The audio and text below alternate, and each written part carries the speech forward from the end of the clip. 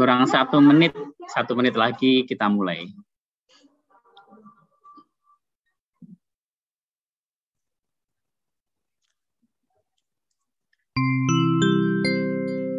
Jam pertama telah selesai. Saatnya memasuki jam kedua. Ya, cukup Mas. Sudah. Ya. Assalamualaikum. Ya. Assalamualaikum warahmatullahi wabarakatuh.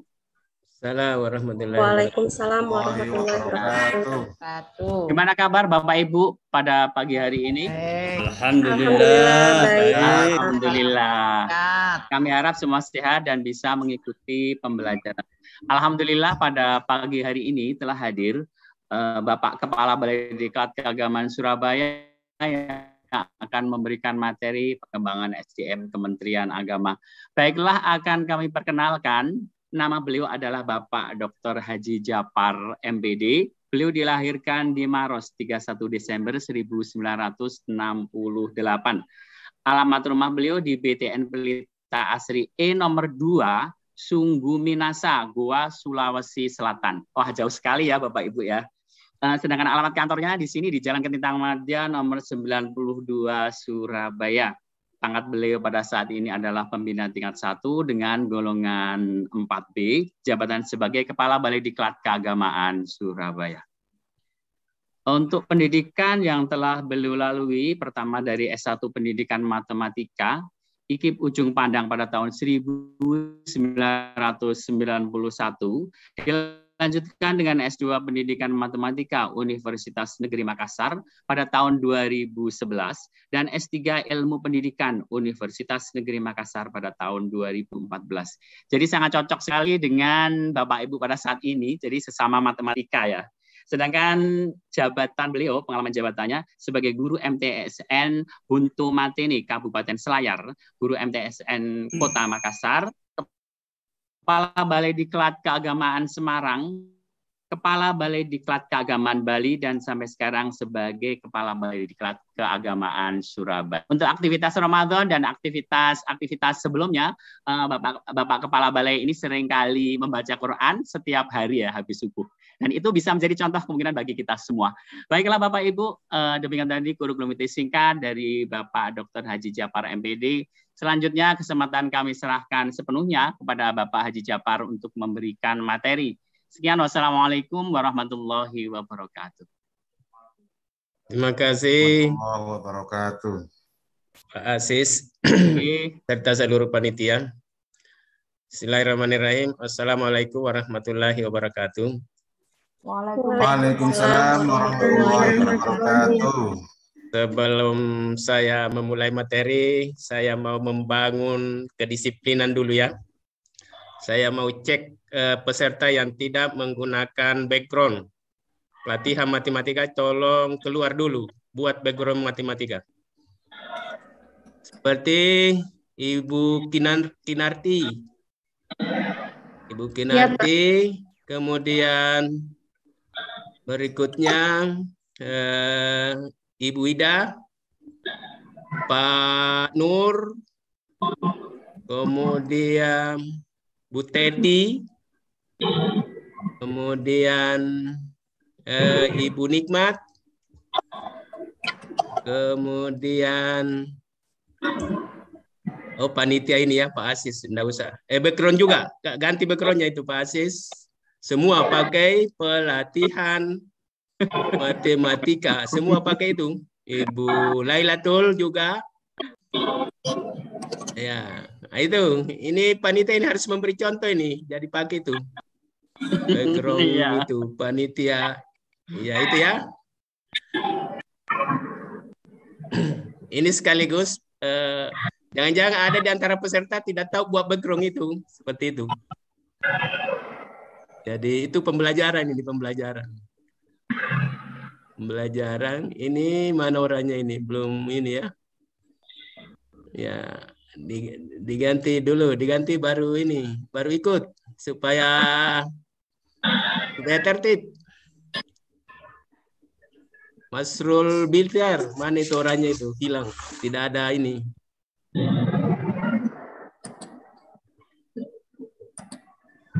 Kinarti, Masrur, Teti.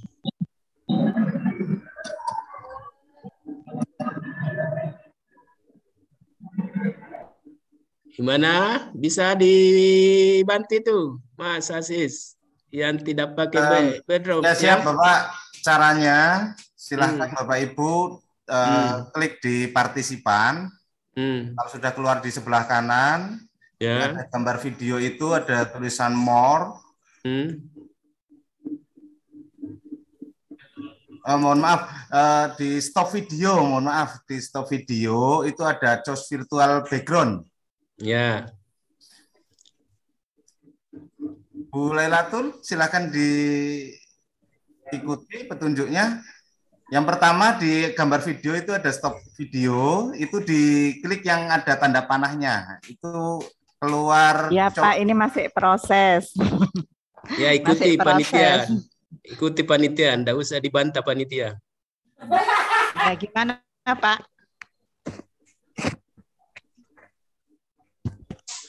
Bu Nikmatur Rohmah, silakan di.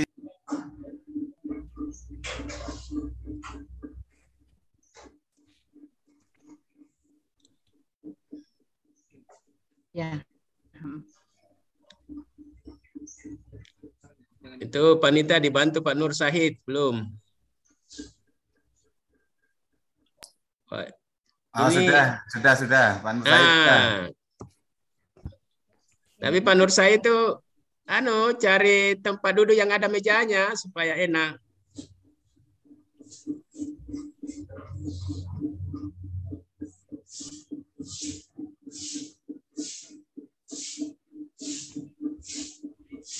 Tuh, bantu lagi Ibu Lailiati. Sudah, Ibu Laili.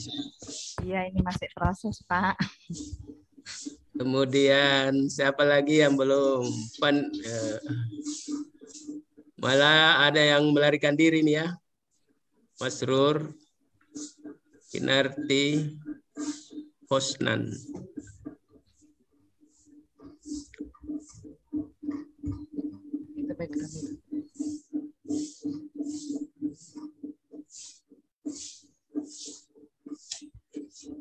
Unikma juga ini belum. Mana panitia ini? Kenapa kabur juga ini? Panitia. Ada Pak. Tetap stay ini Pak. Masih di sini Pak, masih di sini. Alhamdulillah, alhamdulillah Pak sudah bisa. Siapa itu yang alhamdulillah? Bu Lailatul. Ibu mantap, Ibu Laila. Jangan-jangan IP-nya ketinggalan Pak. Ini yang saya cek ini sebenarnya, jadi bukan sekedar saya mau ini merintah-merintah ya. Iya Pak. Saya ingin cek bagaimana IT guru matematika ini. Maaf Pak, tanya Pak. Tadi disuruh apa Pak? Saya terlambat tadi. Maaf Pak. Tadi background Bu. Oh, background. Ya, terima kasih. Pak Hosnan, Jember. Oke, ini saya pakai 2, Pak. Oh, satu pakai dua. PC, satu pakai HP. Iya, pakai sama, HP Pak. keluar, nggak bisa kalau HP kan? Iya Pak, ini juga masih ngonekkan dengan masih ngonekkan dengan komputer sama ini belum konek terus. Ini tadi di perjalanan jadi pakai HP dulu. Iya.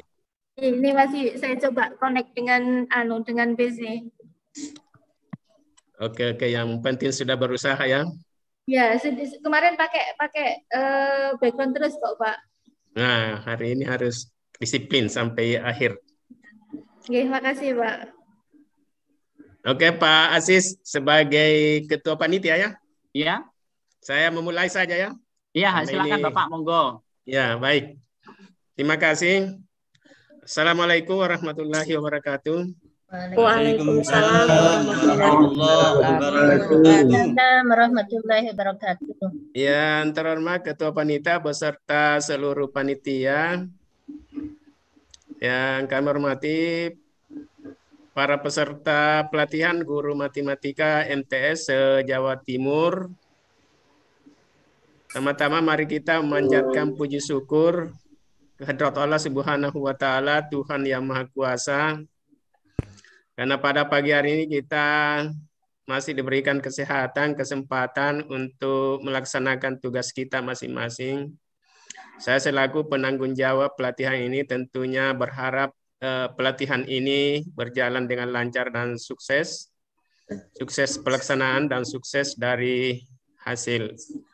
Ini juga kepada Bapak Ibu selaku peserta pelatihan bisa mengikuti dengan sebaik-baiknya sehingga dapat menarik manfaat daripada pelatihan ini yang tentunya akan berdampak kepada siswa-siswanya semuanya.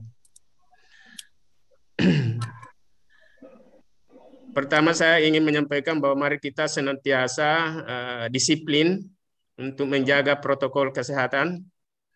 Jadikanlah guru matematika sebagai garda terdepan di dalam membantu pemerintah untuk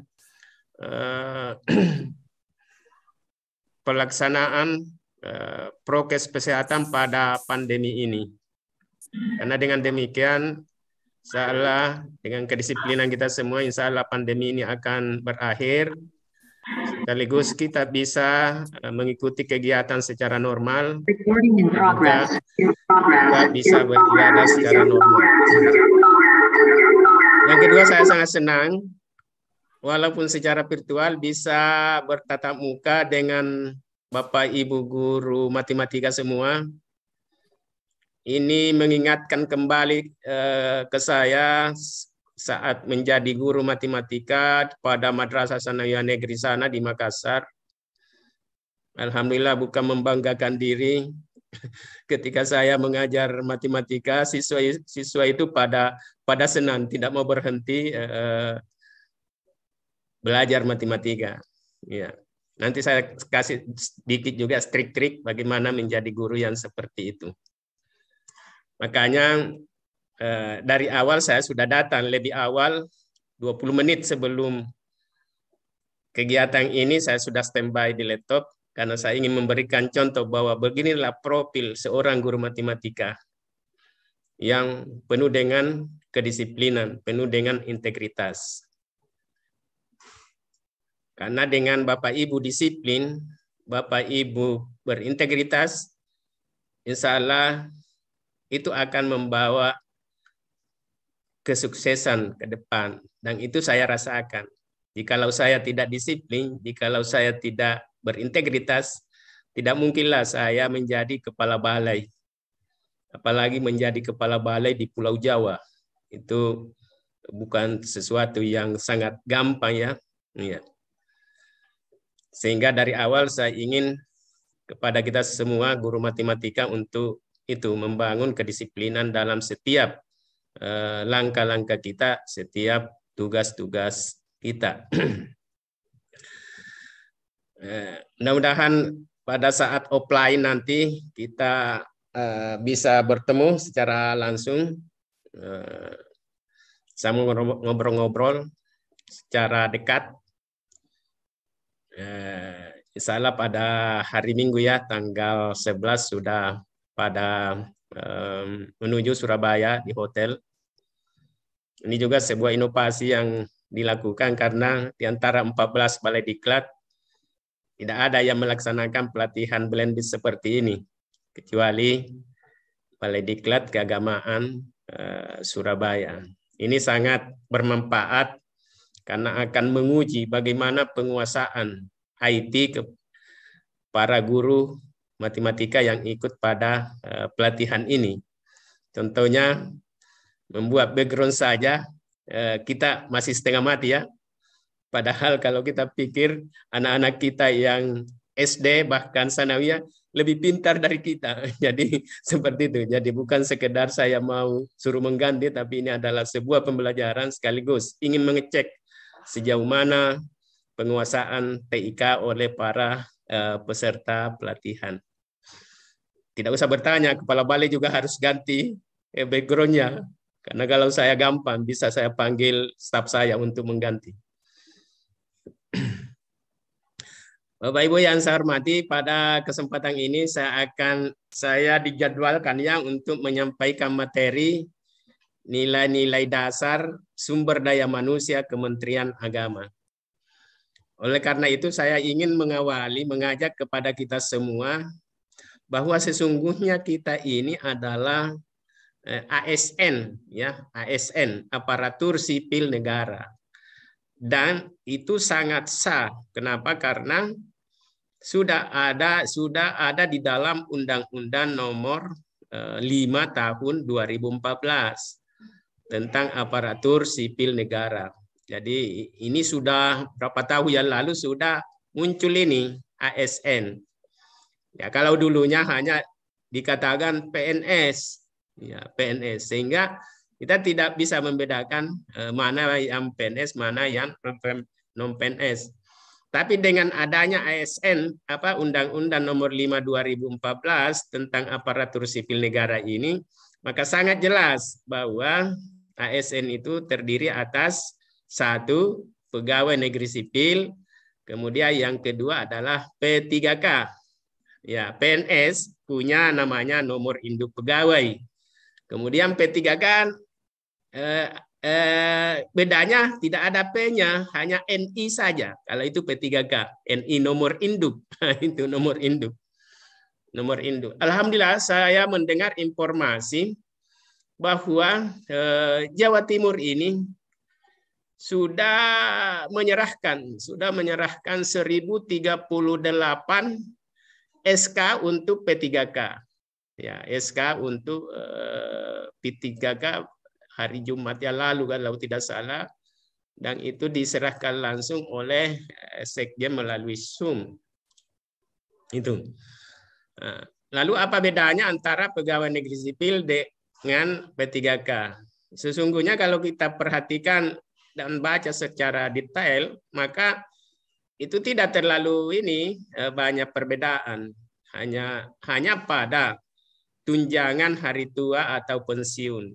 Kalau pegawai negeri sipil itu mendapatkan namanya tunjangan hari tua atau gaji pensiun.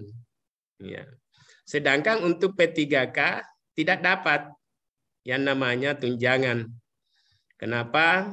Ya karena itu tadi, kalau P3K hanya tenaga kontrak, bisa diperbaiki kontraknya setiap tahun, bisa juga setiap 5 tahun. Oleh karena itu kepada Bapak Ibu guru matematika yang sudah lama mengabdikan dirinya sebagai tenaga honorer, itu bisa mendaftarkan ketika dibuka yang namanya P3K misalnya tahun ini.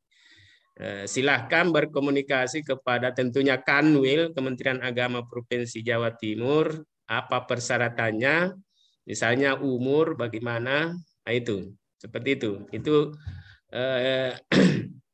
yang bisa dilakukan oleh para guru matematika yang selama ini sudah lama mengabdi. Lalu bagaimana yang PNS?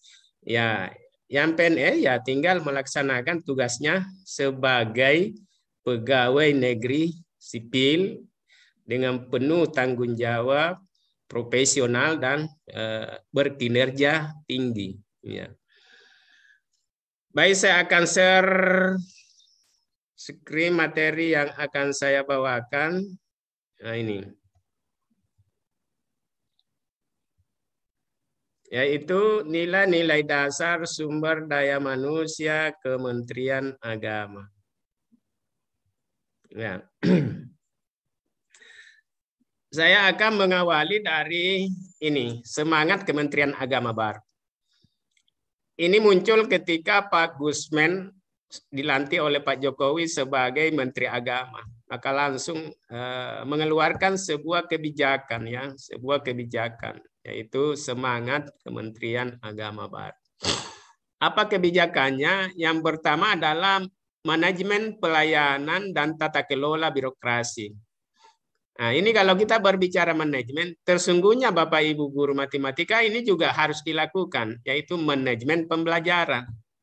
Nah, sehingga kalau kita berbicara manajemen pembelajaran, maka yang dilakukan itu adalah sebuah tahapan, yaitu merencanakan, ya, Perencanaan itu meliputi membuat RPP ya. Kalau zaman saya dulu RPP-nya itu luar biasa tebalnya itu. Ya, luar biasa tebalnya. Dan itu kita buat setiap semester. Makanya ada yang disebut dengan program semester. Alhamdulillah, walaupun pada saat itu ditulis tangan, ya namanya RPP saya itu sangat lengkap dan sampai sekarang itu masih ada. Ini termasuk ini manajemen perencanaan. Kemudian yang tahapan berikutnya setelah Bapak Ibu merencanakan membuat RPP, membuat LKS atau LKPD, membuat bahan ajar, misalnya diktat atau modul atau buku-buku referensi lain. Matematika itu banyak referensinya ya, bisa dari Ganesha, bisa dari Intam, bisa dari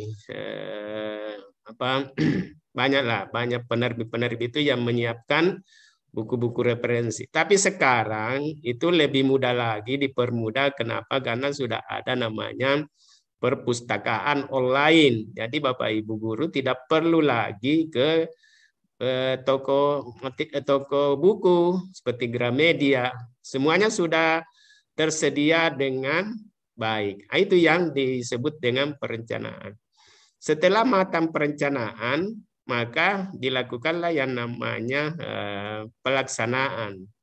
Ya, pelaksanaan. Pelaksanaan itulah yang kita menggunakan RPP. Jadi RPP-nya itu jangan ditaruh dalam laci atau di lemari, tapi dibawa masuk di kelas. Karena disitulah alur pembelajaran yang Bapak Ibu tulis. Ya, terutama misalnya di langkah-langkah kegiatan pembelajaran. Langkah-langkah kegiatan pembelajaran itu ada namanya kegiatan pendahuluan.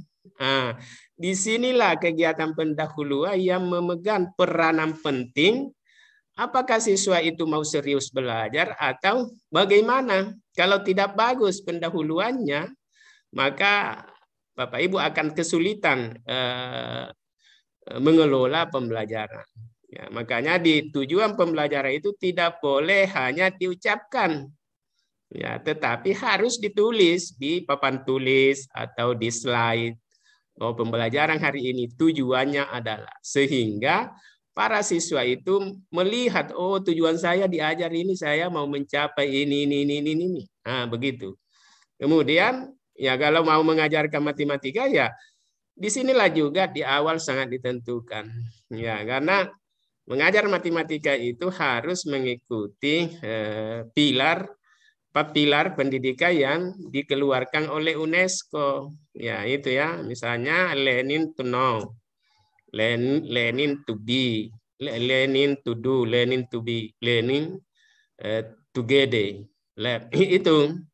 Jadi itu yang semuanya diimplementasikan. Artinya ketika Bapak Ibu mengajarkan matematika, maka langkah yang pertama adalah ajaklah siswanya itu untuk pertama adalah menyenangi dulu. Bagaimana menyenangi pelajaran matematika. Untuk menyenangi itu kan kita harus ceritakan apa manfaatnya nanti setelah dipelajari ini, apa manfaatnya di lapangan.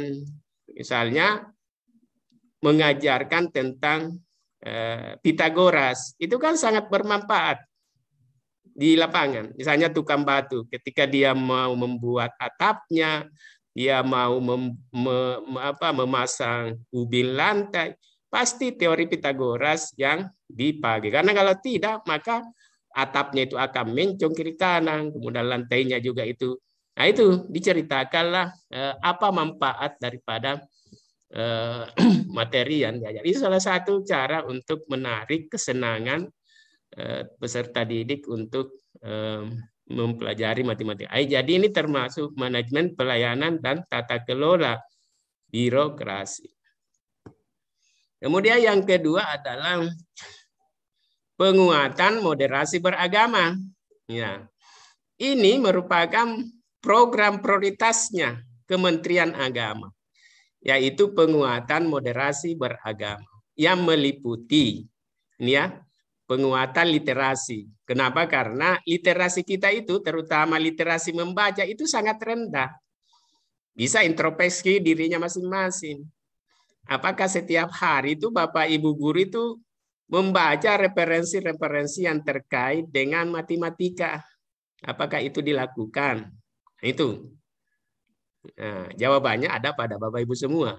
Jadi itu literasi membaca itu kita masih sangat rendah. Makanya pemerintah sekarang itu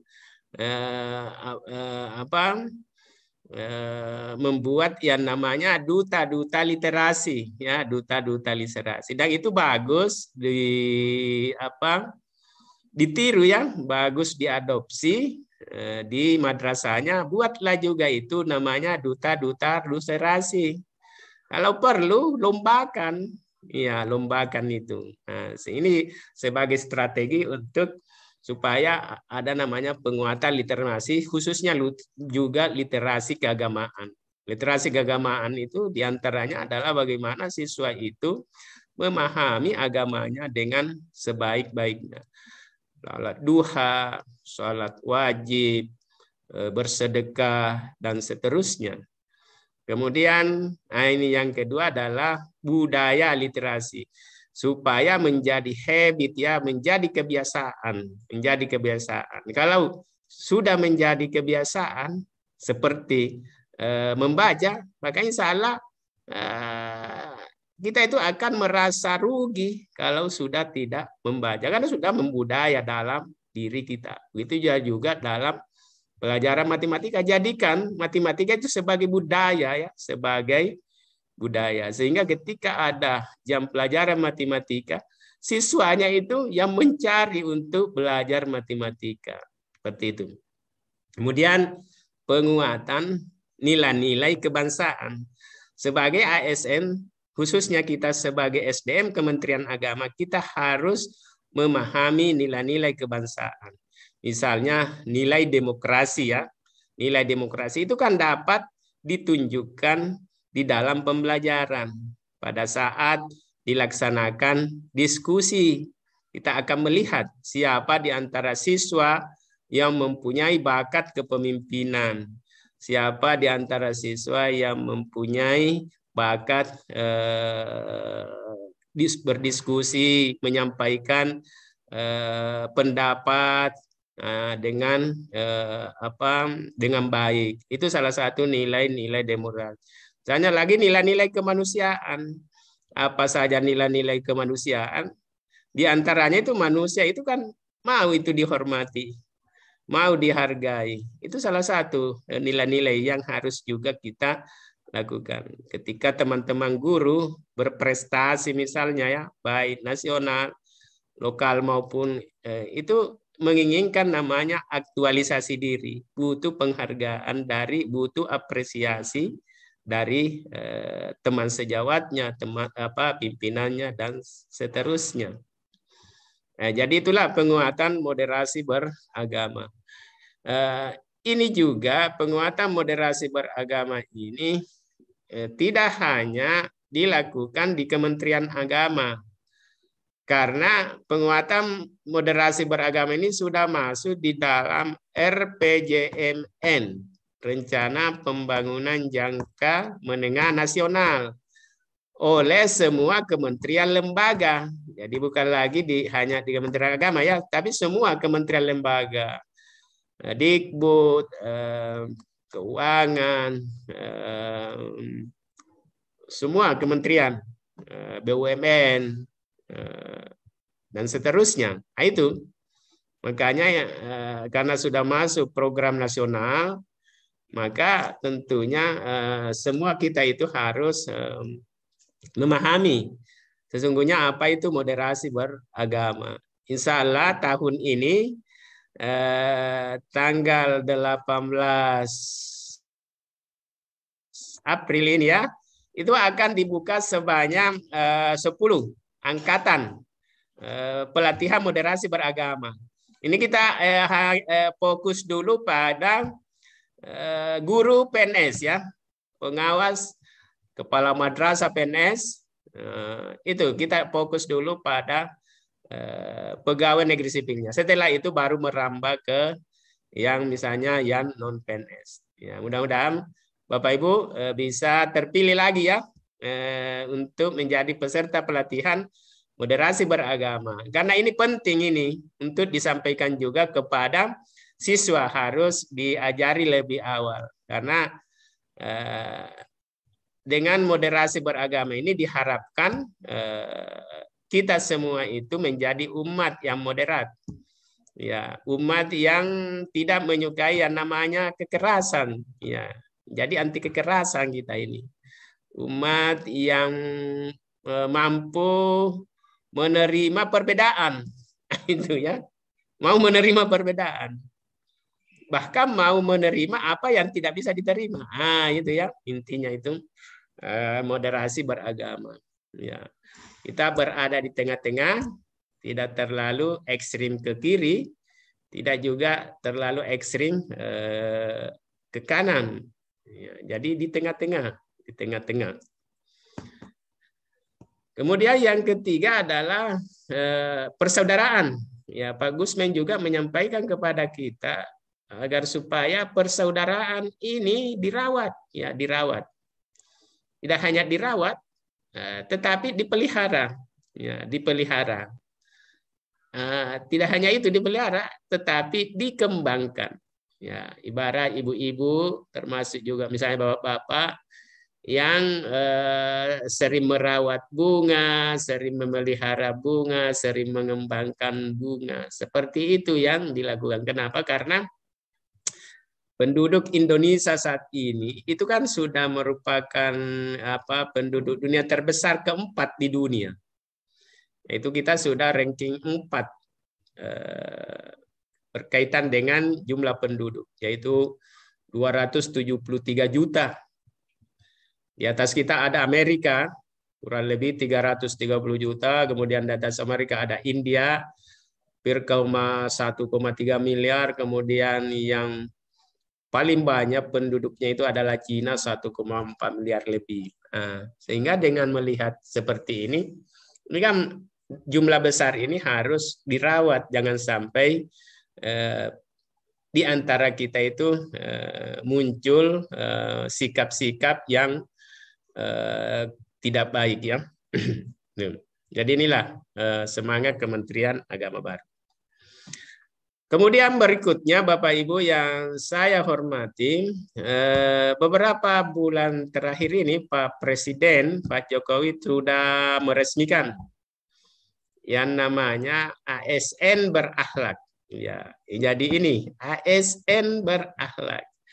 Aparatur sipil negara berakhlak. Berakhlak itu Bapak Ibu adalah akronim seperti yang ada di slide.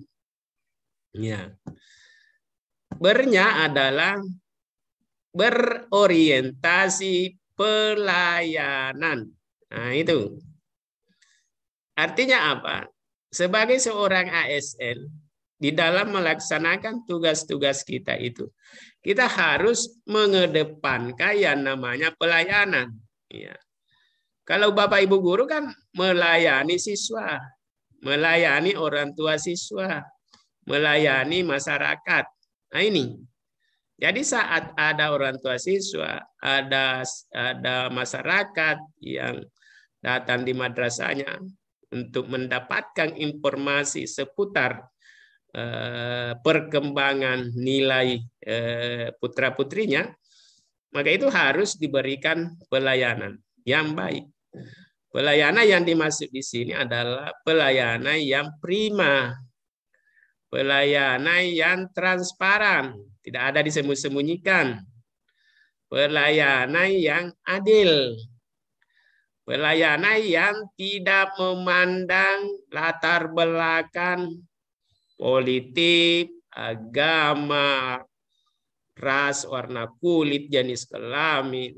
Nah, itu yang dimaksud dengan pelayanan. Kenapa? Karena sering saya katakan, khususnya kita semua ya, SDM Kementerian Agama, bahwa kita itu digaji untuk melayani, bukan digaji untuk dilayani.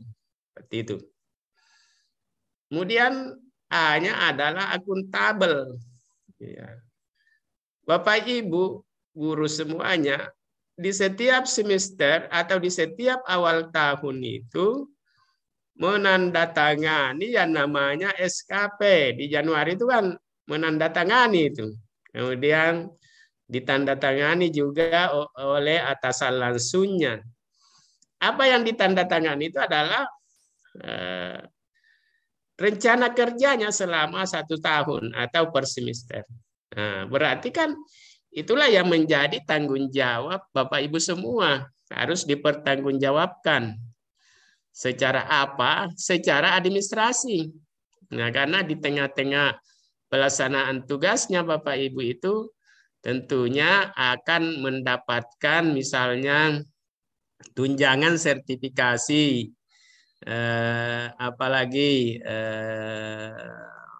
tunjangan kinerja, dan itu semuanya bisa cair kalau dilengkapi administrasinya. Jadi pertanggungjawaban yang dimaksud di sini adalah pertanggungjawaban secara administrasi ataupun pertanggungjawaban moral.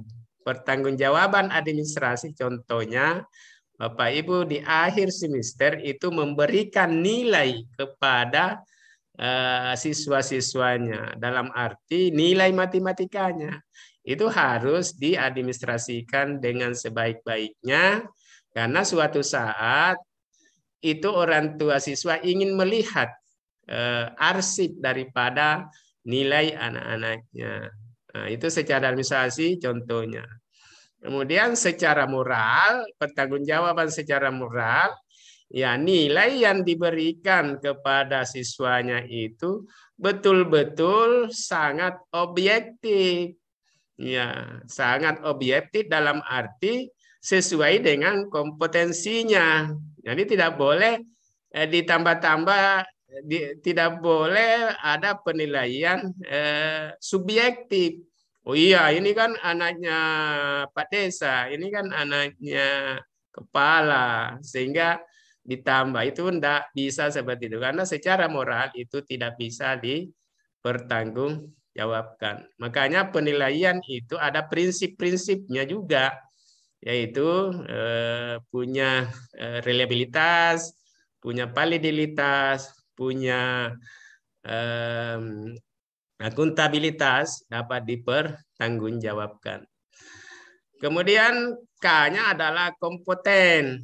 Ya, kompeten. Jadi sebagai seorang guru matematika, maka harus kompeten di bidangnya. Ya.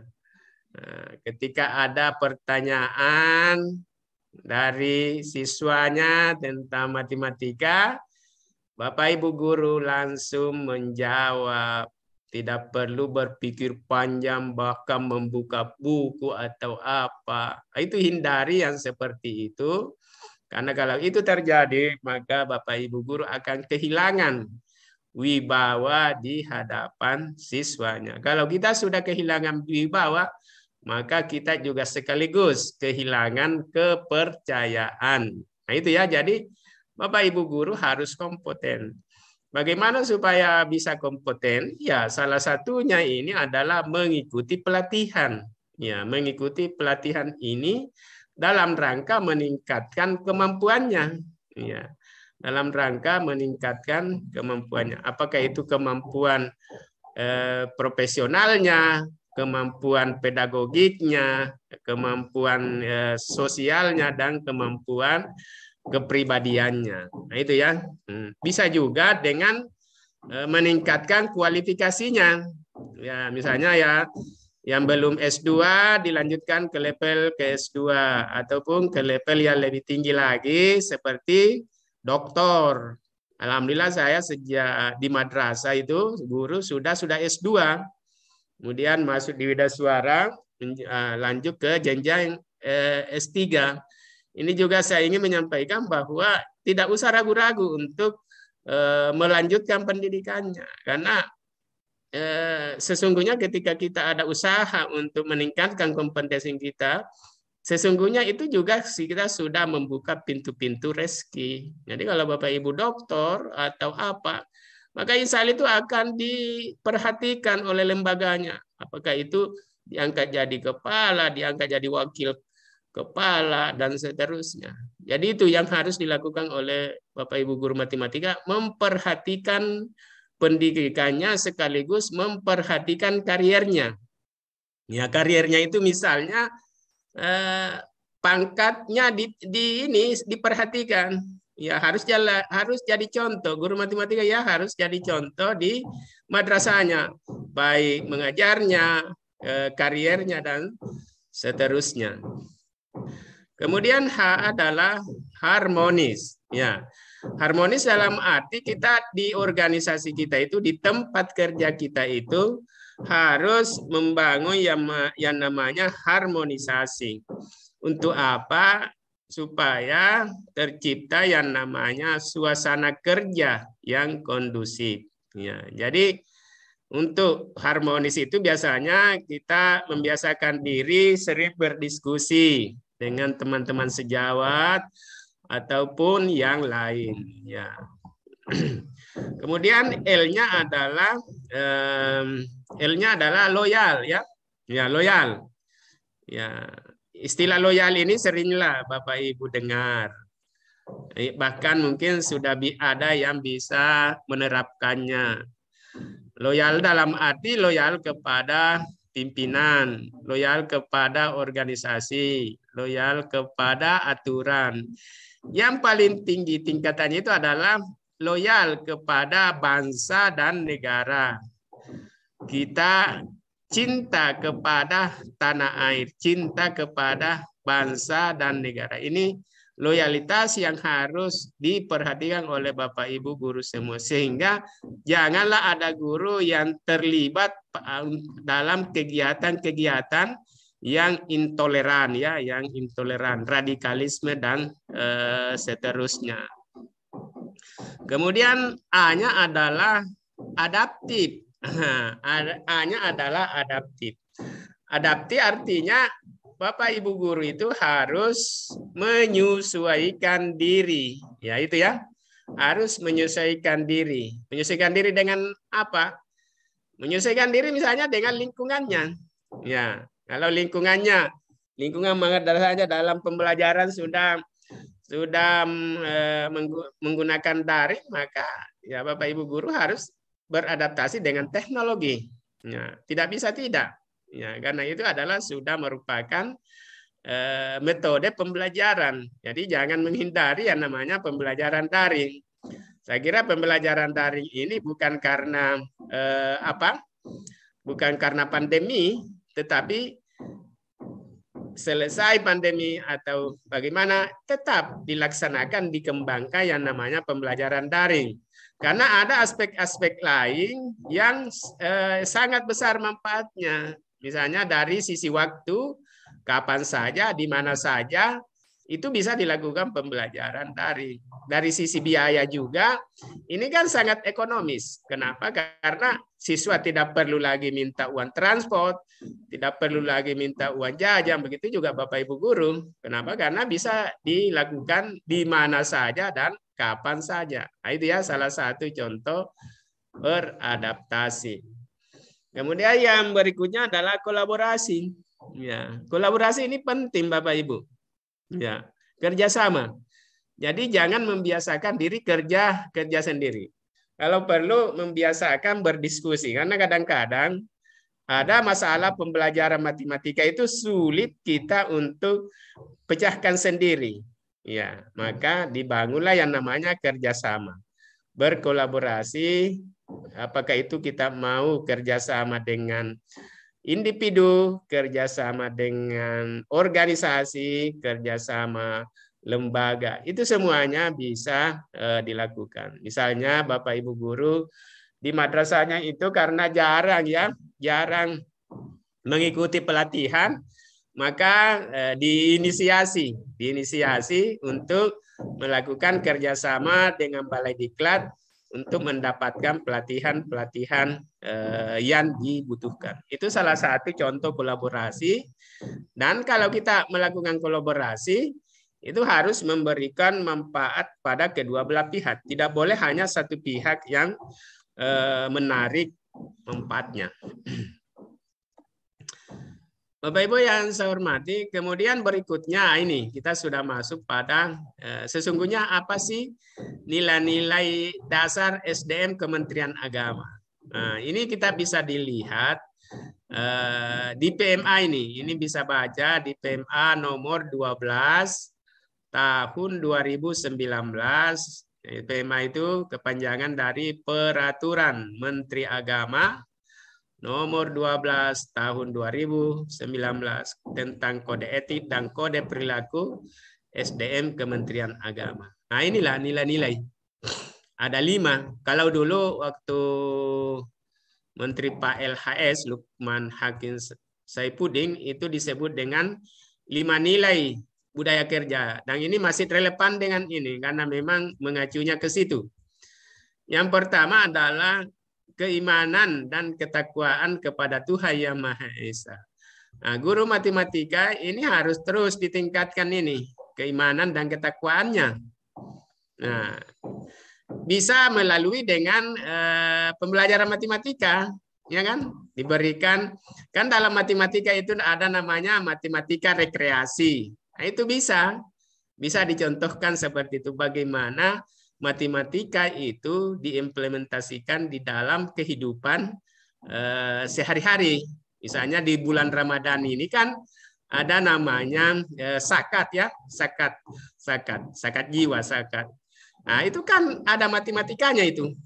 Ya, berapa liter? Ya, itu kan matematika ya. Jadi memang matematika itu sangat asik untuk diajarkan karena bisa bersentuhan langsung dengan dunia nyata, ya bisa berlins. Makanya dalam matematika itu ada namanya RME ya, Realistic Mathematics Education ya. Jadi itu bagaimana seorang guru matematika itu dapat meningkatkan keimanannya dan ketakwaannya.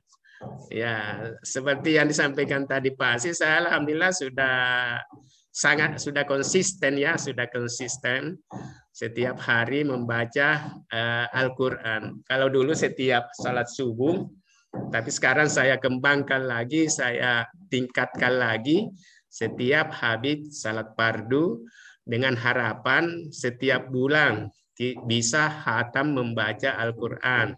Kenapa? Karena sesungguhnya inilah esensi hidup kita.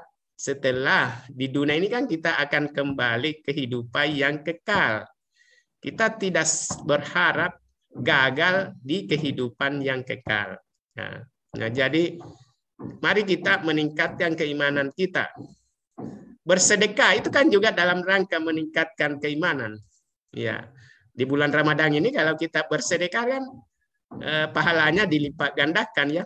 Jadi kesempatan kita bisa menghitung-hitung pahala ini di dalam bulan suci Ramadan. Ya, ya makanya Bapak Ibu biasakan dirilah termasuk kepada umat lain untuk membangun harmonisasi, membangun kerukunan, membangun toleransi. Ini kan dalam rangka meningkatkan keimanan kepada Tuhan Yang Maha Esa. Nah, itu. Kemudian yang kedua, nilai yang kedua adalah ini, integritas. Seorang guru matematika harus mendapatkan predikat ini. Guru matematika yang berintegritas. Berintegritas. Bagaimana caranya? Ya, itu kan gampang saja ya. Misalnya dalam hal pembelajaran matematika, ya di dalam menyampaikan materi itu harus dikomunikasikan secara jujur ya, secara jujur, tidak boleh berbohong kepada siswa, karena kalau berbohong berarti integritas kita itu berada pada titik nol itu, ya, berada pada titik nol. Memberikan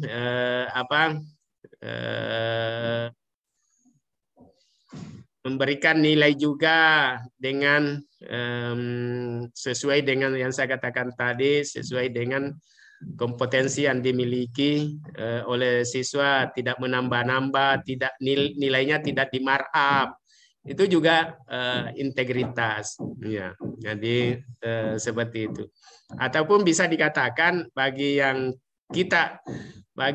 Bapak Ibu guru yang sudah disumpah dilantik menjadi PNS, itu tidak boleh kita melanggar sumpah dan janji jabatan kita. Itu termasuk integritas.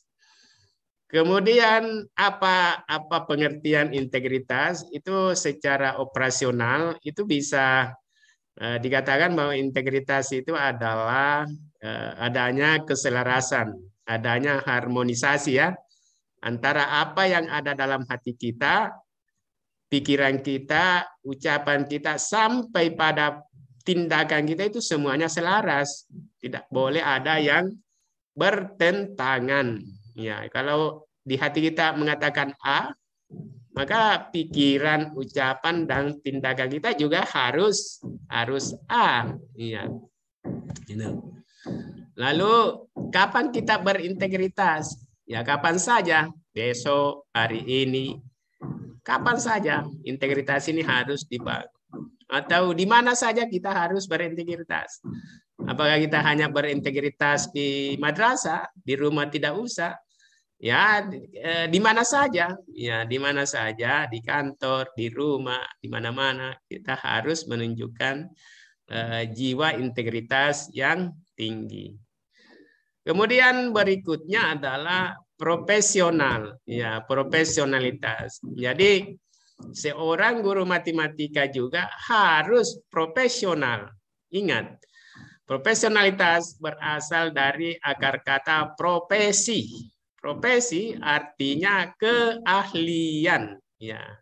Jadi Bapak Ibu guru harus mempunyai keahlian. Ya. Karena kalau tidak, itu akan kesulitan melaksanakan tugasnya. Nah, keahlian. Jadi bagaimana caranya supaya kita ahli? Ya. Selalu ada usaha untuk meningkatkan kompetensinya. Ya, selalu ada usaha untuk meningkatkan kompetensinya. Nah, itu misalnya yang saya katakan tadi, kualifikasinya ditingkatkan ke jenjang lebih tinggi. Kemudian kapasitas itu kan kapabilitas itu, misalnya kemampuannya, kemampuan mengajarnya, keterampilan mengajarnya ditingkatkan. Ya, itu baca buku, belajar bermakna, itu akan diperoleh yang namanya 8 keterampilan dasar mengajar. Ya, karena mengajar matematika itu kan harus betul-betul kontekstual. Kenapa harus kontekstual? Karena matematika itu kan abstrak. Abstrak. 1 tambah 1 sama dengan 2. Itu kan tidak kelihatan. Kalau diucapkan seperti itu, maka dibuatlah simbol-simbol supaya dia lebih konkret. Apalagi Bapak Ibu mengajar di madrasah sanawiyah. Itu beda itu mengajar di madrasah ibtidaiyah dengan mengajar di madrasah aliyah beda. Kalau madrasah aliyah, anak-anak itu sudah berpikirnya itu sudah formal. Ya, sudah bisa menghafal rumus-rumus sehingga dia bisa menggunakan rumus. Tapi kalau di MTS, Bapak Ibu mengajar tentang teori Pitagoras itu harus diturunkan dari mana asalnya itu A kuadrat sama dengan B kuadrat tambah C kuadrat. Itu harus dikonkretkan karena matematika sendiri itu adalah ilmu yang abstrak. Jadi jangan diajarkan abstrak. Ya, jadi itu sulit dipahami. Jadi selalu ada usaha untuk meningkatkan kompetensinya, kualifikasinya. Nah, seorang yang profesional juga itu dia disiplin. Ya itu. Seorang yang profesional itu pasti disiplin. Ya. Ya, seorang yang profesional itu pasti adil. Ya. Seorang yang profesional itu berkomunikasinya itu enak didengar. Ketika menjelaskan materi, siswanya itu gampang sekali menerima, gampang sekali memahami. Makanya itu seorang guru yang profesional. Seperti itulah. Ya. Kemudian yang kelima adalah tanggung jawab. Nah, Bapak Ibu guru, tidak semua orang bisa diberi amanah menjadi guru ya. Apalagi diangkat menjadi pegawai negeri sipil. Ya, itu kan amanah itu. Jadi pekerjaan yang diberikan kepada kita, termasuk saya adalah jabatan kepala balai, itu adalah amanah yang harus dipertanggungjawabkan. Dan ini memang tidak hanya dipertanggungjawabkan di dunia ini, tapi bisa jadi di akhirat. Ingat Bapak Ibu adalah diberi amanah, diberi tanggung jawab untuk mencerdaskan kehidupan bangsa. Itu harus dipahami itu. Diberi tanggung jawab untuk mencerdaskan kehidupan bangsa. Ini amanahnya, ini besar ini. Dan itu termuat di dalam pembukaan Undang-Undang Dasar 1945. Maka tanggung jawab itu harus dipegang teguh.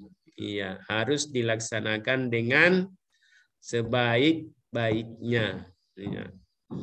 Kemudian yang kelima adalah keteladanan. Iya. Guru adalah teladan. Guru adalah panutan. Guru akan dicontoh, akan ditiru. Tidak hanya menjadi teladan bagi siswanya, tetapi akan menjadi teladan di masyarakat, dimanapun kita berada. Ya, sehingga keteladanan ini sangat penting ya dimiliki. Bapak Ibu guru tampil paling di depan, makanya sering berdiri di depan, karena itu akan menjadi contoh. Iya, akan menjadi contoh. Jadi hati-hatilah kalau berdiri di depannya anak-anak. Karena kalau melakukan hal-hal yang kurang baik, itu akan jadi pembicaraan oleh siswanya. Cara mengajarnya, cara berpakaiannya, cara berkomunikasinya, semuanya diperbaiki. Ya, tegas di dalam proses pembelajaran ya. Kemudian di luar pembelajaran bisa berbaur dengan siswanya tanpa membatasi diri. Nah, itu. Jadi dalam kelas apa tegas, tapi setelah di luar pembelajaran kembali bersatu dengan siswanya. Ya. Nah inilah 5 ya nilai-nilai yang sesungguhnya Bapak Ibu guru di tempat tugasnya ini juga harus diimplementasikan. Selanjutnya, istilah ini revolusi mental. Istilah ini muncul saat Pak Jokowi ya menjadi presiden. Walaupun presiden pertama Insinyur Soekarno sudah menyatakan ini, yaitu karakter building, membangun karakter. Nah, di era Pak Jokowi muncul itu istilah ini revolusi mental. Makanya ini diambil dari nawacita ya, nawacita. Nawacita yang keberapa? Nawacita yang ke-8. Revolusi karakter bangsa. Karena pemerintah dalam hal ini Pak Jokowi melihat ada sendi-sendi kehidupan yang sudah bergeser. Misalnya ini gotong royong kan sekarang itu kan sudah mulai bergeser itu. Sudah jarang sekali kita misalnya melihat masyarakat atau apa ini. Apalagi yang kita tinggal di perumahan-perumahan, ya itu kadang-kadang tetangga kita di samping kiri kanan kurang ini. Nah, itu. Jadi itu ada sendi-sendi kehidupan yang hilang. Iya. Jadi maksud revolusi mental ini supaya pemerintah itu menginginkan lahir manusia baru ya. Manusia baru dalam arti yang bersih. Jadi kayak orang melahirkan itu bersih dari noda dan dosa, yang mempunyai semangat yang membara di dalam melaksanakan tugasnya. Makanya nilainya ini, nilai revolusi mental ini ada 3, yaitu integritas seperti yang saya sampaikan tadi. Kemudian yang kedua adalah etos kerja. Nah ini etos kerja itu Bapak Ibu adalah Bapak Ibu melaksanakan tugas-tugasnya dengan hasil yang terbaik. Itu etos kerja itu namanya. Hasil yang terbaik. Bagaimana melaksanakan supaya kita beretos kerja, berkinerja tinggi, ya itu tadi. Komitmen dalam melaksanakan tugas, ketika sudah ada jadwal dibuat, tidak ada lagi tawar-menawar. Loh, kenapa saya ini di hari Senin jam pertama, kemudian baru ada lagi jam terakhir, ya, atau seperti itu. Jadi kalau sudah ada jadwal, maka Bapak Ibu guru tanpa banyak alasan melaksanakan tugas itu dengan penuh tanggung jawab. Seperti itu. Karena saya ada pengalaman waktu saya jadi wakamat kurikulum itu banyak sekali tuh. Di awal semester yang datang melapor, Pak Japar, saya jangan kasih jam pertama. Loh, kenapa? Ini kan tugasnya Bapak Ibu ini kan mulai dari jam 7.30 sampai jam 14. Jadi tidak ada tawar-menawar. Karena itu adalah tanggung jawabnya. Nah, itu. Kalau Bapak Ibu masih ada sikap-sikap seperti itu, yaitu masih perlu meningkatkan yang namanya kedisiplinan, ya, kedisiplinan. Jadi kemudian berikutnya adalah gotong royong, ya. Jadi gotong royong ini kan sesungguhnya adalah sifat asli atau kepribadian bangsa Indonesia. Ya, berbeda kita itu dengan bangsa-bangsa yang lain di Eropa, di Amerika.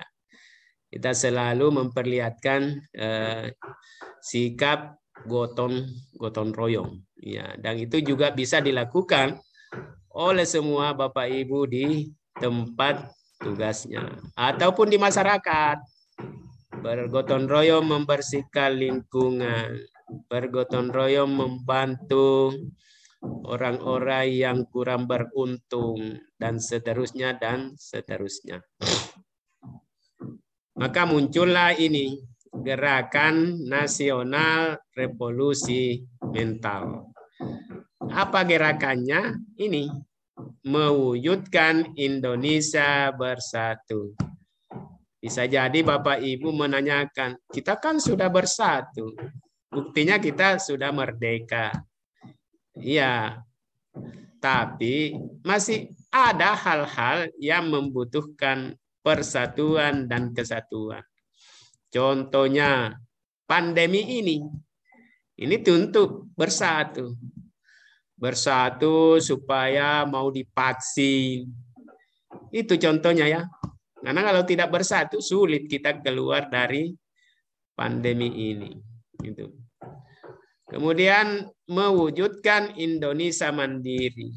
Jadi Pak Presiden itu kan punya visi, yaitu terwujudnya masyarakat Indonesia yang maju, berdaulat, mandiri, berkepribadian, berlandaskan gotong royong. Jadi itu adalah visi Presiden.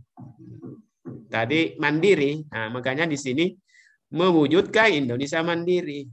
Ya, mengapa bulan-bulan ini Pak Presiden itu kan sering marah-marahi menterinya itu? Karena ada menteri yang mengimpor barang-barang dari luar negeri.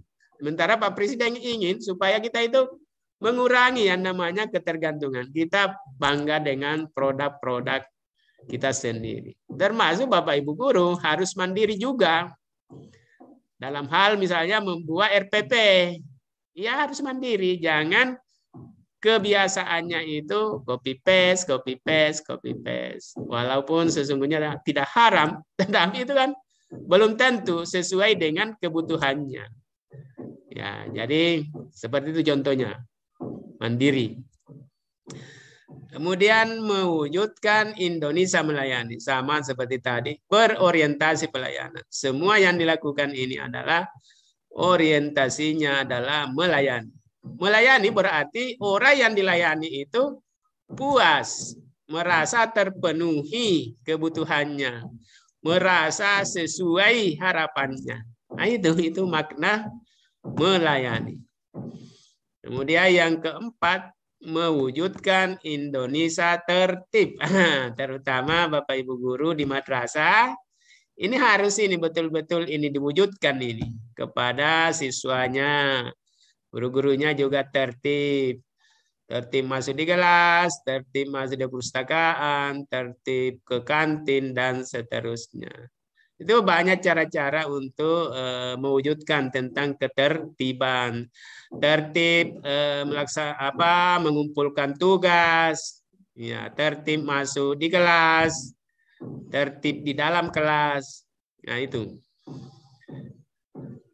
Yang kelima, mewujudkan Indonesia bersih. Nah, ini. Karena apalagi dalam agama kita dikatakan kebersihan sebagian dari iman, ya. Lingkungan yang bersih, madrasah yang bersih, kelas yang bersih, ruangan guru yang bersih, toilet yang bersih. Nah, itu semua itu diwujudkan di madrasahnya. Makanya itu diadakanlah lomba-lomba kebersihan. Buku-bukunya bersih juga, ya seperti itu, ya. Jadi itu. Nah, ini Gerakan Nasional Revolusi Mental. Kemudian berikutnya Bapak Ibu guru, ada ini biasa kita dengar ya, ikhlas beramal. Ini kalau kita mau penggal kalimatnya, ikhlas itu artinya rela.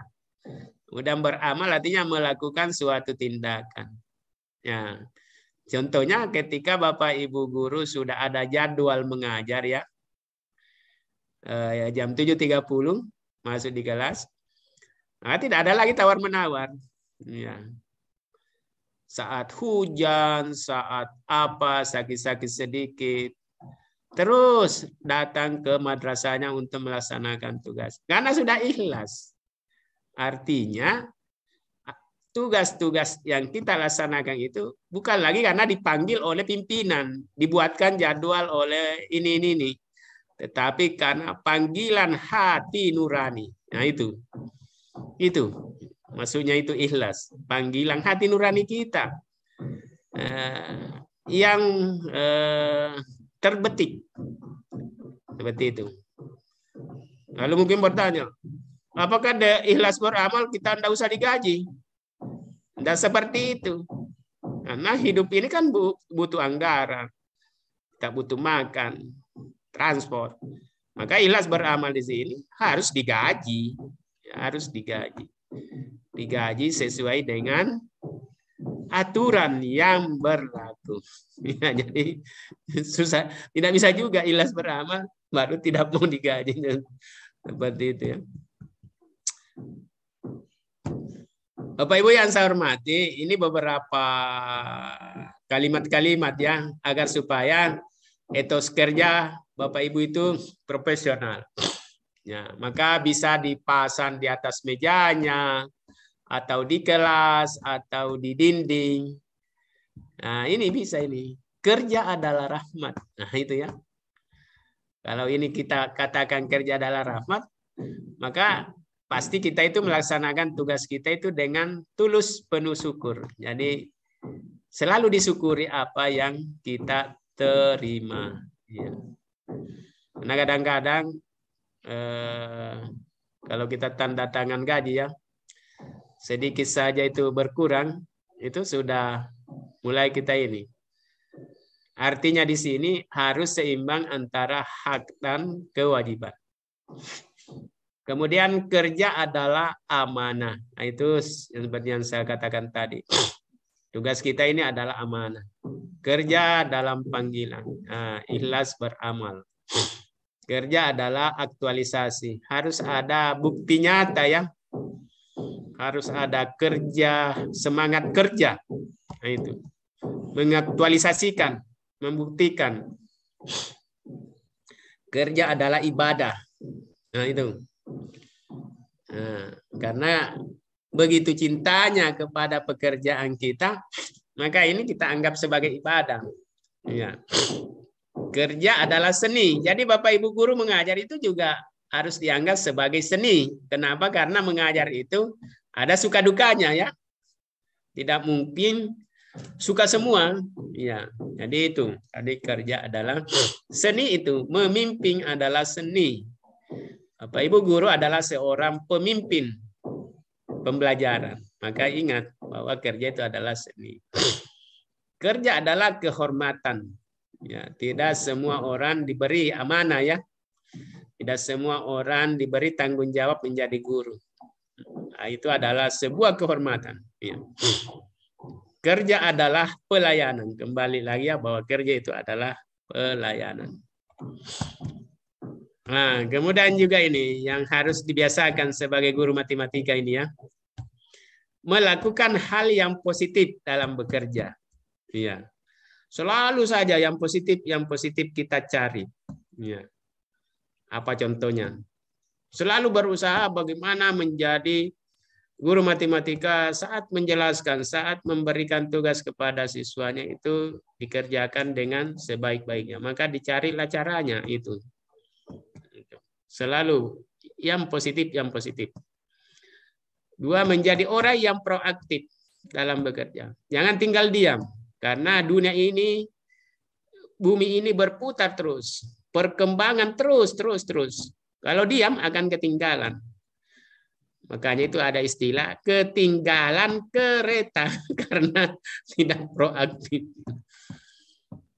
Memilih tindakan prioritas. Ya, karena Bapak Ibu guru itu kan banyak tugasnya. Tugas wali kelas, tugas sebagai guru mata pelajaran. Bertumpuk tugas yang semuanya harus diselesaikan. Oleh karena itu, ya itu diprioritaskan mana yang harus duluan, mana yang belakangan. Nah, itu. Menjadi seorang pembelajar dalam bekerja. Jadi kita jangan puas bahwa kita ini sudah punya ilmu ini. Jangan. Terus belajar ya, terus belajar. Karena ilmu pengetahuan itu berkembang terus. Contohnya RPP. RPP sekarang disebut dengan RPP 1 lembar. Nah, maka itu dipelajari itu bagaimana membuatnya RPP itu 1 lembar. Sebenarnya maksudnya itu RPP 1 lembar, RPP-nya itu dibawa masuk di kelas sehingga kita bisa melihat langkah-langkah pembelajaran. Metode yang digunakan, model yang digunakan, pendekatan, strategi, teknik, taktik. Nah itu. Melakukan komunikasi yang efektif dalam bekerja. Menjelaskan materi pelajaran harus menggunakan bahasa-bahasa yang sederhana. Jangan menggunakan bahasa-bahasa yang tinggi. Nah itu karena siswa akan tidak paham. Jadi bahasa-bahasa sederhana saja, bahasa yang mudah dipahami. Mengambil contoh-contoh, jangan yang muluk-muluk yang tinggi. Sesuaikan dengan kehidupan sehari-hari siswa. Memiliki sikap pemimpin dalam bekerja. Nah itu. Karena Bapak Ibu guru adalah seorang pemimpin di dalam kelas. Maka, nah ini, sikap pemimpin itu bagaimana? Yaitu mampu menggerakkan siswanya. Itu mampu menggerakkan roda organisasi sehingga individu-individu itu bisa bekerja secara efektif dan efisien. Nah, itu menciptakan seni keindahan dalam bekerja. Nah, itu juga pada saat mengajar Bapak Ibu jangan juga terlalu kaku, terlalu monoton, tidak pernah tersenyum. Nah itu dihindari itu. Ya bisa dibayangkan mulai jam pertama sampai selesai tidak pernah tersenyum. Tidak ada humor-humor. Itu rasanya kelas itu menjadi kiamat itu kalau seperti itu. Jadi itu ya. Membangun keselarasan dalam bekerja. Membangun keseimbangan di dalam bekerja. Nah, oleh karena itu lingkungan kerja yang kondisi itu ya pasti ada tantangan, ada keterlibatan, ada kesungguhan, ada kebebasan mengambil keputusan, ada waktu memikirkan ide-ide baru, ada peluang untuk mencoba ide-ide baru, ada konflik, ya, ada tukar pendapat. Nah ini ada humor, bercanda, bersantai. Jadi di organisasi itu harus ada ini juga. Ini ada humor, ada bercanda, ada bersantai. Makanya saya dengan Pak Asis sering humor, sering bercanda. Nah, itu tingkat saling ini, saling kepercayaan, membangun kepercayaan, membangun keterbukaan. Jangan ada dusta di antara kita. Jangan ada yang disembunyikan. Itu. Berani menanggung risiko atau gagal. Jadi kalau siswanya tidak sukses ya harus berani menanggung risiko itu. Jangan tidak mau menanggung risiko. Lari dari kenyataan. Kemudian ini juga banyak ibu-ibu, bapak-bapak nilai-nilai yang bisa dikembangkan ya. Misalnya ini komitmen dan konsistensi, wewenang dan tanggung jawab, keikhlasan dan kejujuran. Ini bagus-bagus semua ini Bapak Ibu ini. Integritas dan profesional. Nah ini guru itu harus kreatif ya. Kreatif membuat alat peraga, membuat media itu ya. Itu harus ada itu. Kepemimpinan dan keteladanan. Nah ini ada kebersamaan. Ada rasa memiliki, yaitu ada dinamika kelompok, ketepatan dan kecepatan, ya tepat waktu, tepat apa lagi, ya yang punya tepat waktu, tepat ya tepat lah, kecepatan ya, cepat ini ada tepat anggaran, tepat prosedur, tepat. Nah itu ya. Kalau mengajar itu harus ada tepat prosedurnya. Tepat mutunya harus ada mutunya. Waktunya juga. Rasional, masuk akal ya. Kecerdasan emosi. Bukan emosi dan keinginan. Jadi itu juga bedakan ya antara emosi itu ya dengan marah-marah itu. Keteguhan dan ketegasan. Nah, ini ada 17 ini. Nanti Bapak Ibu bisa ambil filenya ini. Terakhir ini kembali. Kalau ingin jadi guru yang sukses, pasti disiplin ya. Disiplin. Karena kalau tidak disiplin, maka itu akan merugikan organisasinya. Iya, itu. Jadi keberhasilan organisasi itu tergantung dari kedisiplinan pegawai. Makanya ini Cina ini ya, Sun Tzu dalam bukunya Art of War bahwa segala macam kebijaksanaan tidak mempunyai arti kalau tidak didukung disiplin oleh pelaksananya.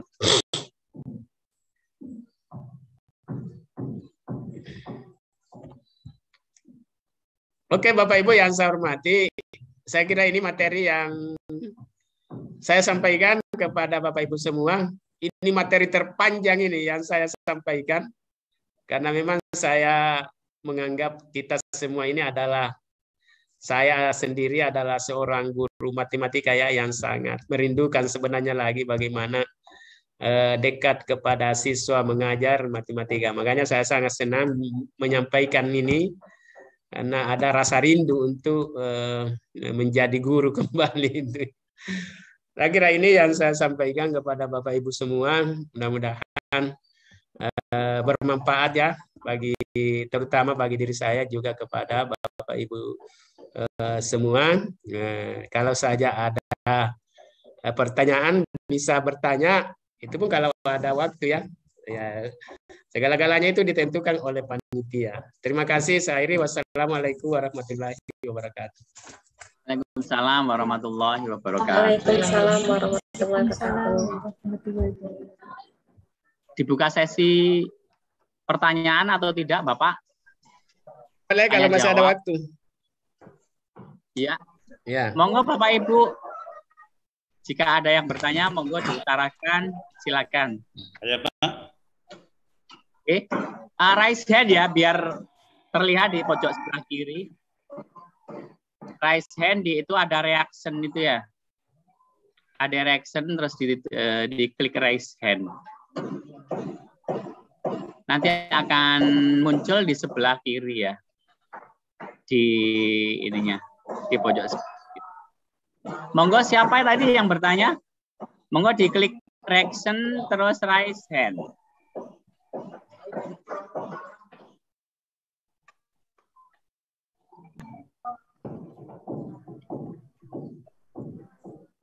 Halo.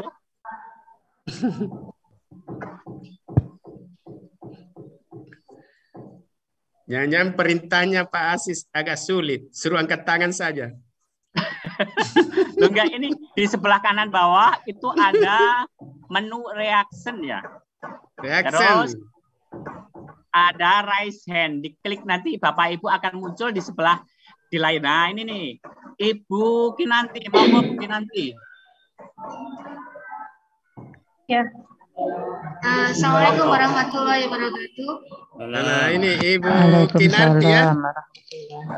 Iya, Pak. Dari MTS. Kenapa, Pak? MTS apa? SN1 Mojokerto. Oh, Mojokerto MTSN 1. Iya, MTSN 1 Mojokerto. Ya. Ya. Pertanyaan saya terkait dengan moderasi beragama, Bapak. Ya. Karena itu sudah menjadi program nasional, sepertinya di setiap pelatihan itu materi itu mesti ada. Pertanyaan saya, apakah moderasi beragama juga harus tetap kita aplikasikan dalam pembelajaran matematika ketika kita berada di kelas dengan anak-anak? Iya. Terima kasih, Pak. Oke, ini bagus ya pertanyaannya Ibu Kinarti. Ya memang sedang dibuatkan kursilnya. Ke depan seluruh pelatihan itu akan ada muatan moderasi beragama. Ya paling tidak di kayak mata-mata di kelas dasar seperti yang saya sampaikan itu akan ada itu di situ moderasi beragama. Bahkan kalau seperti pertanyaannya dimasukkan di dalam pembelajaran. Nah itu bisa dilakukan. Ya, misalnya moderasi beragama itu kan kita harus berada di tengah-tengah. Ya, itu kan gampang diimplementasikan, ya, diberikan contoh dalam pembelajaran. Misalnya tentang pembelajaran median, kan? Iya, median. Itu kan bisa itu. Oh, ini contohnya ini. Berdiri di tengah-tengah. Itu kan median itu. Nah, jadi bagus bisa diterapkan di dalam setiap pembelajaran karena banyak contoh-contoh yang relevan yang bisa kita kembangkan tentang moderasi beragama. Tetapi itu lebih banyak acuannya kepada bagaimana seorang anak itu bisa menghargai, bisa menghormati perbedaan itu. Bisa saja itu Bapak Ibu lakukan itu di dalam kelas, memberikan contoh-contoh tentang moderasi dan ingat belajar yang baik itu adalah memberikan contoh yang benar dan memberikan contoh yang salah, ya toh? Ya misalnya 1 tambah 2 sama dengan 3, 1 tambah 2 sama dengan 2. Nah itu memberikan contoh yang salah, memberikan contoh yang benar. Makanya kalau mengajarkan moderasi lakukan itu. Ya mana contoh orang yang tidak moderat? Ya selalu ini seperti membuat apa kemarin bom itu kan contoh itu yang tidak moderat itu, radikalisme dan seterusnya. Itu saja intinya adalah kita bisa menerima perbedaan. Ya itu. Ya jadi silakan saja Bu dirancang dan insya Allah nanti itu kan seluruh guru itu akan diberikan pelatihan-pelatihan karena ini kan terkait anggaran sehingga untuk awal-awal ini memang baru 24 angkatan. Nah, sehingga ini merupakan solusi untuk supaya lebih cepat dipahami di moderasi beragama, maka harus dimasukkan di dalam setiap pelatihan, bukan hanya pelatihan, di setiap Bapak Ibu guru mengajar juga harus dimasukkan nilai-nilai moderasi beragama, apalagi kalau dituangkan di dalam mata pelajaran, maka lebih bagus, akan pembelajaran itu lebih menarik lagi, gitu Bu ya. Ya, seperti itu. Ya, terima kasih Pak. Ya, sama-sama. Monggo yang lain ada lagi? Silakan pencet reaction, terus raise hand. Ya Pak. Terletak di sebelah kanan bawah, itu ada tulisan reaction. Ini sudah raise hand Pak. Apa yang muncul Pak Asis kalau dipencet reaction? Nah, ini raise sudah. hand, Pak. Betul, cuma Pak Agus. sama-sama Pak Agus. Iya Pak, terima kasih. Assalamualaikum warahmatullahi wabarakatuh. Salam dari? Saya dari Madura Bapak, dari MTS Oh, Sumeneb, Pamekasan. Bangkalan, Pamekasan. Pamekasan. Oh iya, Madura. Tes Iya. Madura. Oke. Pamekasan. Pak, sekecil Pak. Ya. Ada tukang di rumah Pak. Mohon maaf. Ada tukang di rumah, mohon maaf mengganggu sedikit. Sama di sini juga ada bunyi-bunyi. Kalau sekilas dari suaranya saya teringat pada tahun 2014 Pak. Karena kebetulan pada saat itu saya datang ke MTS model Makassar. Insya Allah panjenengan ada di sana di mana nih Pak? Itu madrasah saya itu. Oh betul, saya 2014 praktek mengajar di MTS model Makassar karena ada pelatihan tingkat nasional untuk USAID prioritas Pak dulu Pak. Iya. Kalau melihat madrasah yang punya panjenengan dulu dibandingkan dengan madrasah kami utamanya yang daerah Madura. Iya. Dilihat dari sisi fasilitas sarana prasarana sudah ibarat langit dengan bumi Bapak. Kemudian yang kedua, karena kebetulan waktu itu saya ngajar di kelas akselerasi karena di sana madrasah model, lihat ruangannya saja sudah keren betul Pak. Belum lagi input anak-anaknya juga bagus. Jadi ibaratnya kalau saya sekalipun saya tidak mengajar di kelas itu, mungkin anak-anak sudah paham dengan sendirinya. Pertanyaan saya begini Bapak. Kita di daerah, utamanya untuk daerah pelosok seperti di daerah Madura, di pedalaman ataupun di daerah-daerah yang lain, teman-teman yang rata-rata berbasis pesantren, ini rata-rata dari segi giroh untuk belajar matematika itu lebih rendah dibandingkan mereka mau belajar materi-materi keagamaan seperti fikih, Al-Quran, hadis dan lain-lain. Mungkin karena faktor motivasi, kemudian yang kedua faktor input dari anak-anak kita di madrasah. Ada pertemuan, pertanyaannya, Pak. Kemudian yang kedua, ibaratnya kami guru ini istilahnya pasang surut, ada semangat, ada tidak semangat, naik turun dari sisi grafik semangat, Pak. Lah, bagaimana cara kami untuk bisa tetap menstabilkan gairah kami untuk tetap belajar dan mengajar, sehingga kami bisa tetap terus konsisten untuk bisa memberikan yang terbaik untuk anak-anak didik kami. Itu yang kedua Bapak. Mohon bimbingannya Pak Kepala. Terima kasih. Assalamualaikum warahmatullahi wabarakatuh. Waalaikumsalam. Ya memang itulah madrasah saya, tapi di saat saya menjadi guru di sana tidak seperti itu. Ya tidak seperti itu karena bantuan-bantuan dari pemerintah juga kan masih kurang. Lagi pula madrasah di sana itu satu-satunya madrasah negeri yang ada di Kota Makassar ya. Bukan satu-satunya, dua ya. Jadi banyak mendapatkan bantuan dan memang dijadikan sebagai piloting proyek. Ketika madrasah kita dijadikan piloting proyek, apa saja diminta itu bisa dipenuhi.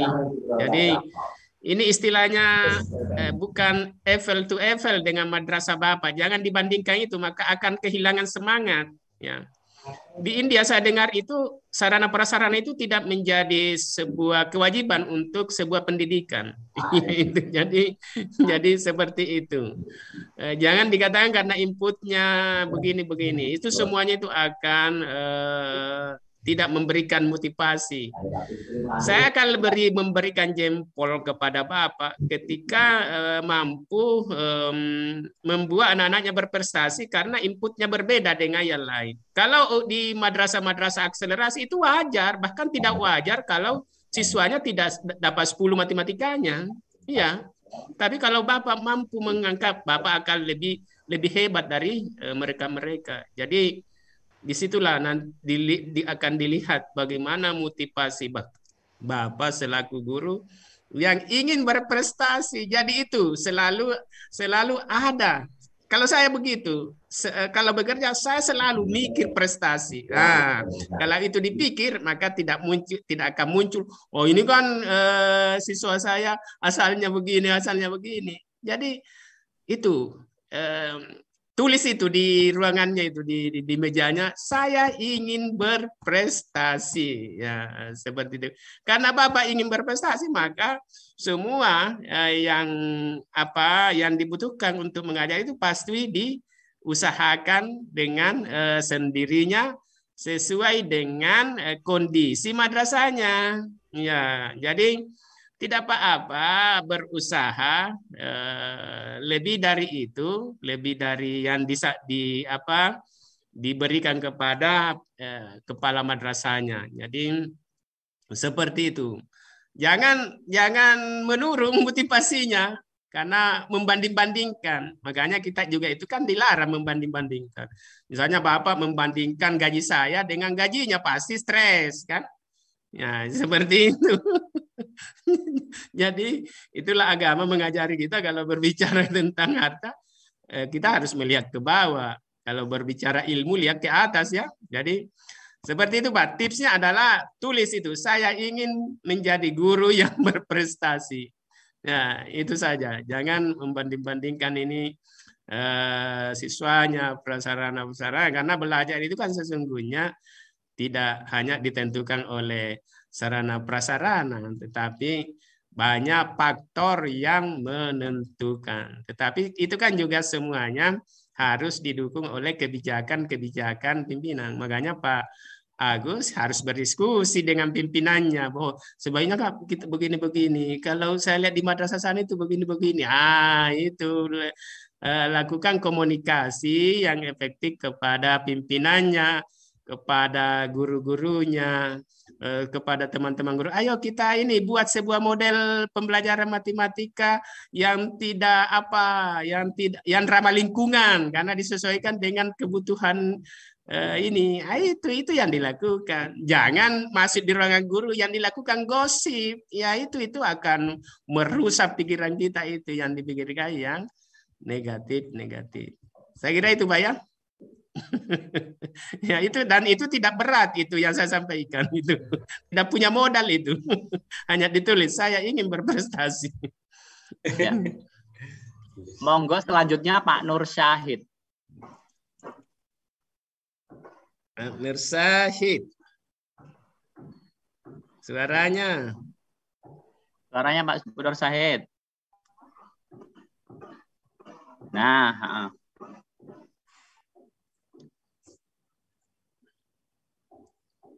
Belum kedengaran. Pak Sis, belum kedengaran suaranya. Ada apa? Tapi sudah on itu Pak ininya. Audionya sudah on. Mungkin karena pakai headset ya. Saya tidak dengar.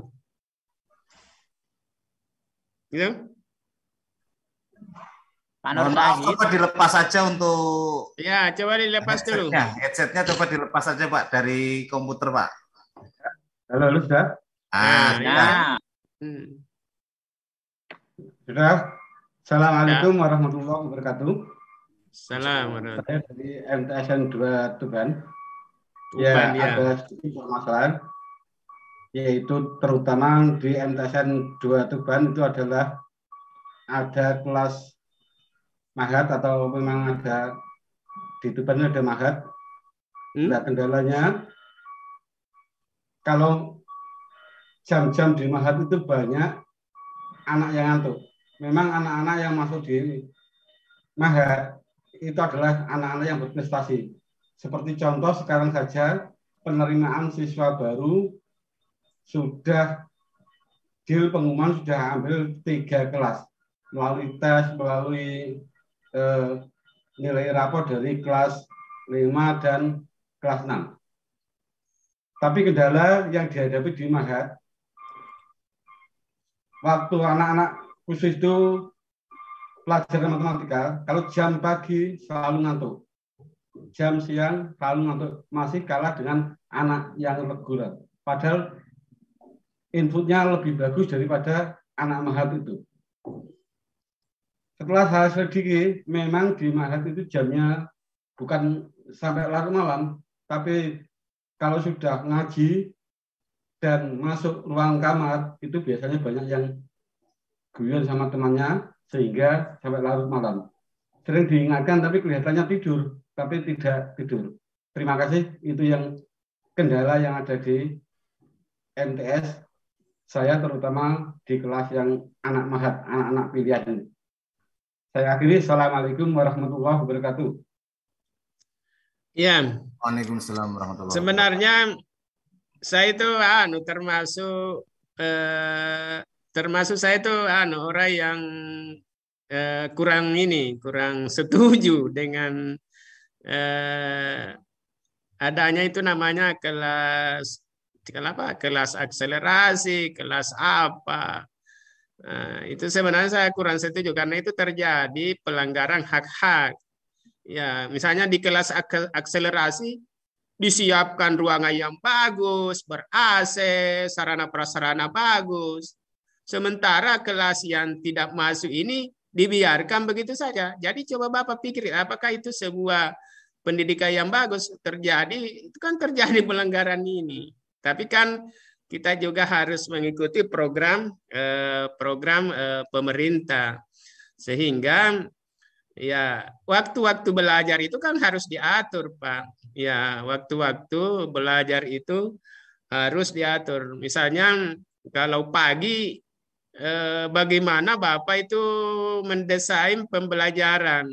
Kalau pagi-pagi itu kan itu semuanya itu masih segar-segar, gurunya juga masih segar-segar, sehingga model-model atau metode-metode apapun yang kita lakukan itu masih bisa enak di ini. Tetapi kalau sudah siang, semua sudah lapar, sudah panas sehingga terjadilah proses perubahan kondisi belajar yang berbeda. Makanya langsunglah itu harus diubah metode mengajarnya, Pak, kalau menemukan seperti itu. Inilah sebabnya dikatakan guru itu harus melakukan penelitian. Ya, harus melakukan penelitian. Kalau mendapatkan siswanya ada bermasalah, itu diteliti. Itu diteliti. Karena dari penelitian itulah akan ada solusinya.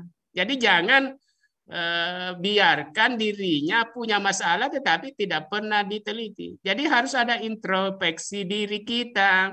Dan itu saya lakukan, Pak, waktu menjadi guru. Saya selalu aktif melakukan penelitian. Di akhir pembelajaran saya berikan kuesioner kepada siswa. Bagaimana cara saya menyampaikan pelajaran? Apakah terlalu cepat atau bagaimana?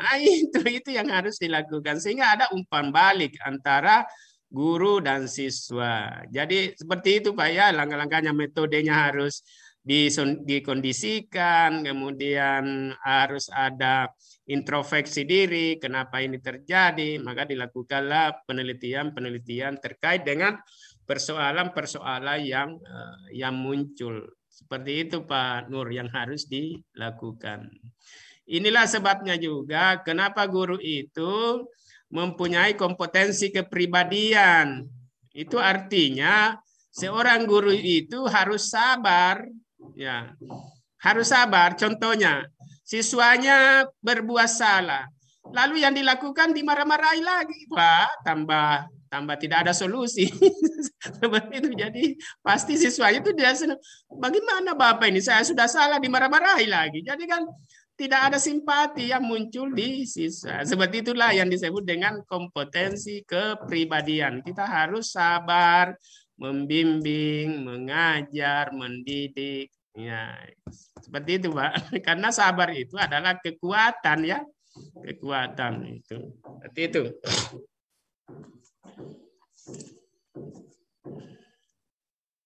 Halo, Pak Sis. Cukup, saya mau ke kelas lain lagi. Oh gitu, nggih.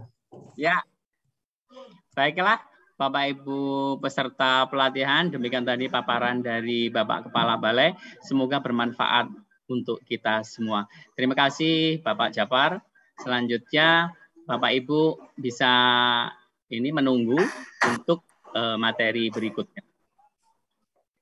Sebelum diakhiri saya mau memberikan ini ya sedikit closing statement ya. Iya, monggo. Closing statement kepada Bapak Ibu guru semua bahwa jadilah guru yang dirindukan kehadirannya dan ditangisi kepergiannya. Itu closing statement dari saya. Terima kasih. Ya, monggo. Terima kasih kembali.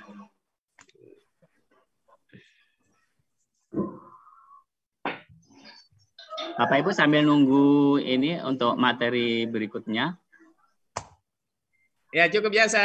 Ya. Pamit dulu ya. Nggih, monggo.